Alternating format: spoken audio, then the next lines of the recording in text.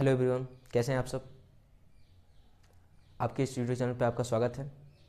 आज का हमारा टॉपिक है वस्तु विनिमय प्रणाली। वस्तु विनिमय प्रणाली क्या होता है, ब्रेस्टर सिस्टम क्या होता है, इसके बारे में हम आज बहुत विस्तार से चर्चा करने वाले हैं।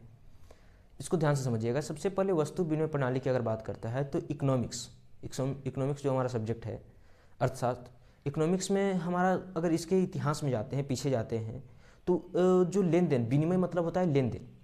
तो विनिमय का जो व्यवस्था हमारा था लेन देन का, वो था वस्तु विनिमय प्रणाली। वस्तु विनिमय प्रणाली क्या होता है, तो यह एक ऐसा प्रणाली है जिसके अंतर्गत हम कोई भी विनिमय करते थे तो उससे वस्तु का ही लेन देन करते थे। हमारे पास उस समय पैसा मुद्रा ये सब नहीं था। आज क्या है कि हमारे पास पैसा है, बैंकिंग है, हम नेट बैंकिंग कर देते हैं। नेट से जो है जैसे फ़ोन पे हो गया, पेटीएम हो गया, इससे हम पैसा पे कर दे रहे हैं, या पैसा हमारे पास कैश है तो कैश दे के सामान ले ले रहे हैं।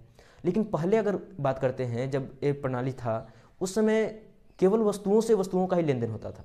पैसा नहीं था उस समय, न मुद्रा था, कुछ भी किसी प्रकार का मुद्रा विकसित नहीं था। तो वस्तु विनिमय प्रणाली क्या था, तो एक ऐसा प्रणाली था जिसमें कोई भी व्यक्ति एक वस्तु को देकर दूसरा वस्तु को लेता था। तो इस प्रणाली को हम ही वस्तु विनिमय प्रणाली कहते हैं। इसमें कुछ समस्याएं आता था उस समय, जिसको हम जानने की प्रयास करेंगे। सबसे पहले तो वस्तु विनिमय प्रणाली के लिए जो है आपको दोहरी संयोगिता होना चाहिए। दोहरी संयोगिता क्या होता है, जैसे कि पहले होता यह था कि कोई भी व्यक्ति अगर चावल खरीदना चाह रहा है तो चावल खरीदने के लिए उसके पास कुछ ऐसा वस्तु होना चाहिए जो चावल के बदले दे सके। जैसे कि मान लीजिए सपोज दैट कि उसके पास गेहूं है, चावल के बदले वो गेहूं देना चाहता है किसी को। वो सबसे पहले अपने जो गेहूं है उसको लेके निकलेगा और वैसे व्यक्ति को खोज करेगा जो गेहूं ले, क्योंकि इसको देना है गेहूं और उसके बदले उसको चावल चाहिए। गेहूं लेने वाला वैसा व्यक्ति हो तो उसकी खोज करेगा। खोजते खोजते मान लीजिए कि कोई ऐसा व्यक्ति है जो मिल गया, उसको कह रहा है कि ठीक है भाई, हमको गेहूं की आवश्यकता है, तो हमको गेहूं दे दो। लेकिन वो व्यक्ति कह रहा है कि हमारे पास देने के लिए चावल नहीं है, हम तुमको जो है मिट्टी का बर्तन दे सकते हैं, चावल नहीं दे सकते क्योंकि हमारे पास चावल नहीं है। गेहूं हमको आवश्यकता है लेकिन चावल हम दे नहीं सकते क्योंकि चावल है नहीं। वहाँ तो इसको जो है विनिमय हो नहीं सकता है, लेन देन नहीं हो सकता है, क्योंकि दोनों का जो है संयोग नहीं मिल रहा है। एक संयोग मिल रहा है, एक संयोग बन रहा है क्या, तो व्यक्ति गेहूं लेना चाह रहा है जो कि एक गेहूं देना चाह रहा है।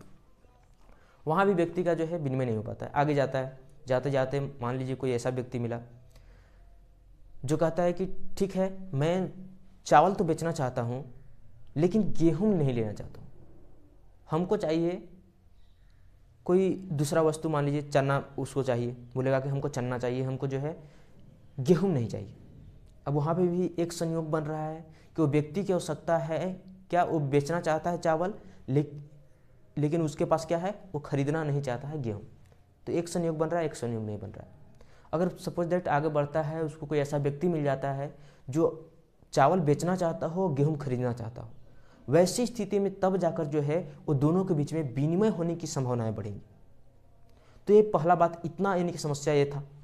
दूसरा समस्या क्या था, मूल्य निर्धारण। जैसे कि आज हम वस्तुओं का मूल्य निर्धारण करते थे कि ये वस्तु इतना पैसा का है, उस समय तो पैसा नहीं था। तो वैसी स्थिति में मूल्य का निर्धारण करना बहुत कठिन था। कोई भी वस्तु के बदले कितना वस्तु दिया जाए ये निर्धारण नहीं हो पाता था।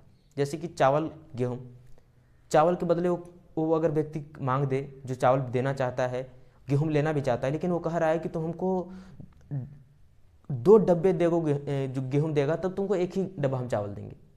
ये व्यक्ति कह रहा है कि नहीं, दोनों का तो एक समान होना चाहिए। तो जो मूल्य का निर्धारण हो पाता था, यह समस्या बनता था। मूल्य का निर्धारण सही सही वस्तुओं का नहीं हो पाता था। उस समय पैसा ये सब नहीं था, न कुछ था। उस समय तो वस्तु से वस्तु को ही लेन देन करना जरूरी है। तो ये समस्या था। तीसरा समस्या था कि आने वाला समय में देने की समस्या। जैसे कोई भी वस्तु, जैसे कि हम उधार लेते हैं, तो उसको अगर वो वस्तु उसके पास बेचारे कोई भी व्यक्ति अगर लिया है, पर्सन लिया है, वो अगर नहीं चुका सकता है, तो ऐसी स्थिति में उसके सामने ये समस्याएं होता था कि उसी वस्तु को चुकाना है जो वस्तु बोला था, क्योंकि पैसा तो नहीं कि पैसा तुम चुका दोगे, दूसरा वस्तु फिर वो जो वस्तु लेना है ले लेगा। तो ये समस्या था। जैसे कि एग्जाम्पल स्वरूप अगर लेते हैं कि अगर कोई व्यक्ति जो है एक बकरी खरीदना चाहता है, उसके बदले उसके पास 5 केजी चावल है, वो लेकर निकलता है और बकरी वाला अपना बकरी लेकर निकलता है कि हमको बकरी बेचना है। वो एक व्यक्ति के पास जाता है, उसके बकरी के बदले उसके मांग है 10 केजी चावल, उस व्यक्ति के पास 5 केजी चावल है। वो कहता है कि तुम हमको बकरी हमको दे दो, हमको आवश्यकता है। वो कह रहा है कि नहीं भाई, हमको बेचना भी आवश्यकता है लेकिन हम 5 केजी में नहीं बेच सकते। तो क्या बकरी को यहाँ पे आधा आधा किया जाएगा? नहीं किया जा सकता है। तो ऐसी स्थिति में ये सब समस्याएं सामने आता था। कोई भी वस्तु के बदले वस्तु को लेन देन में बहुत तरह की इस तरह के और अन्य जो है आपको आवश्यकता के अनुसार जो है आवश्यकताएं बहुत सारी थी, जिसको हम देखने का प्रयास करेंगे। तो इस प्रकार से वस्तु विनिमय प्रणाली में कुछ समस्याएं था, जिसके कारण आगे चल के जो है वस्तु विनिमय प्रणाली की समस्याओं ने ही जो है मुद्रा प्रणाली को विकसित किया। और किस प्रकार से आज इतना मुद्रा विकसित हो चुका है कि व्यक्ति को कैश यानी कि मुद्रा लेकर भी नहीं चलना पड़ रहा है, फ़ोन से सब कुछ हो जा रहा है। तो इस विकसित होने के पीछे जो पूरा प्रणाली है उसको हम अगले वीडियो में समझने का प्रयास करेंगे कि कैसे कैसे पहले किस प्रकार का मुद्रा चलता था, आज किस प्रकार का मुद्रा चल रहा है और कितना आज हम विकसित हैं, पहले कैसे थे मुद्रा में।